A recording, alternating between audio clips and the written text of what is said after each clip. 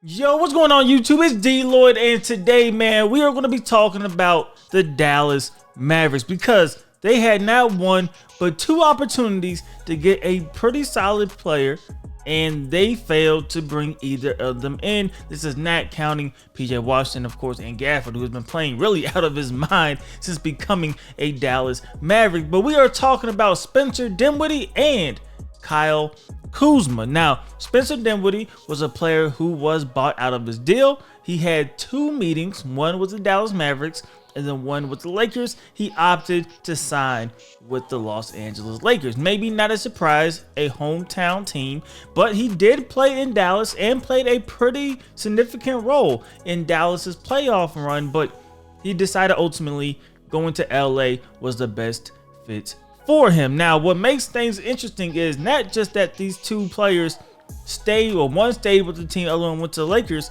really the explanation why. Now, Spencer Dinwiddie, in his case, he compared it to when you have a fight or you have a bully, right, growing up, and your mother or somebody like that says, hey, it's okay, don't worry about it, you get it next time. And he says that is the Dallas Mavericks.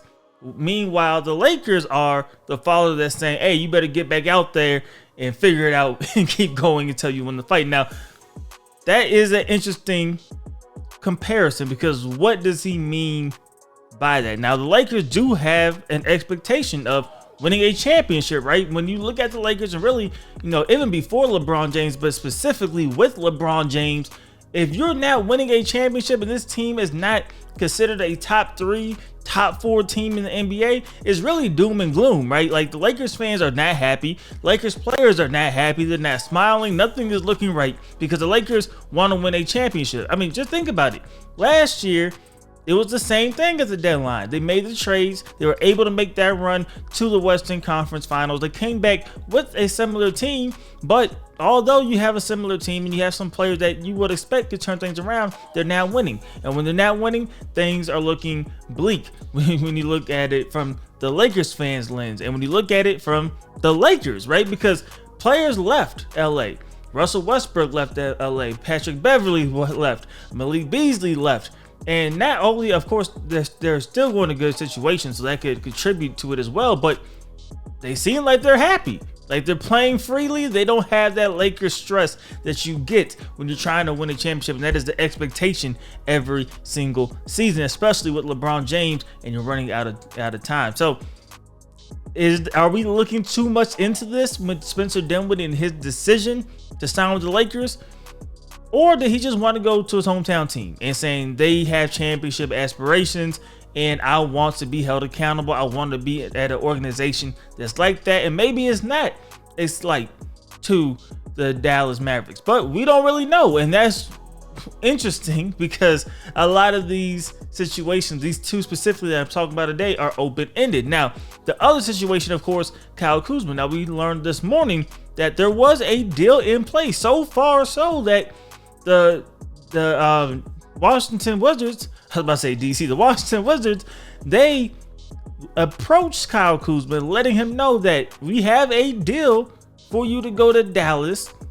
Do you want to go to Dallas or do you want to stay here? Now, that is all types of interesting. One, we just don't see that really in sports unless you have a no trade clause or you are a player that has done a ton.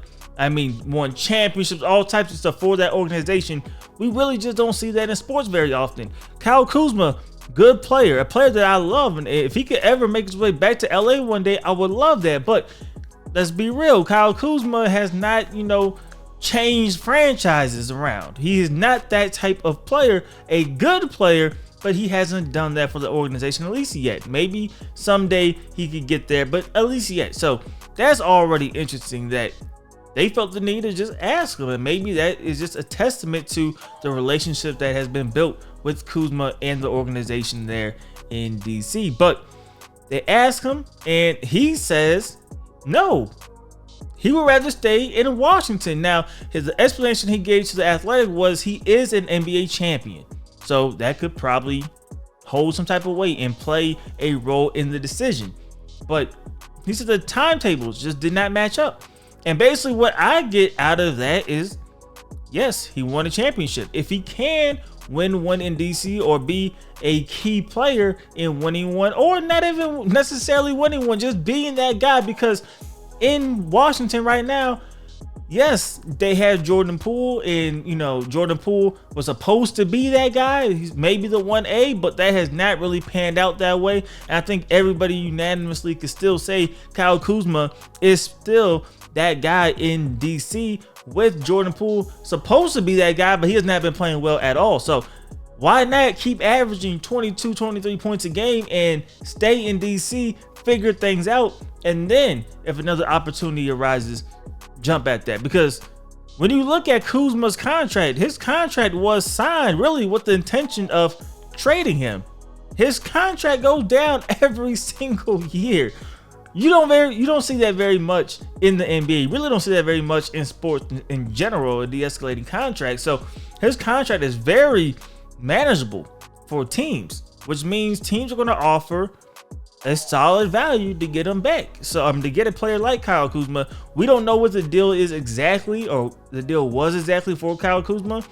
I heard some people say 2 first-round picks. You would assume at least 1 first-round pick at minimum. We don't know exactly what it was, but once things broke down there, that's when Dallas decided to go after Daniel Gafford, to go after PJ Washington, and they moved on from Kyle Kuzma. But that is interesting. 2 players coming out back-to-back days and basically saying, I picked another team over the Dallas Mavericks. We don't know if that's an indictment or not. Dallas, a team that we know is going to be in the playoffs. What they do in the playoffs, we do not know. And Kuzma said he does not want to compete for playoffs. He wants to compete for championships. So you guys let me know.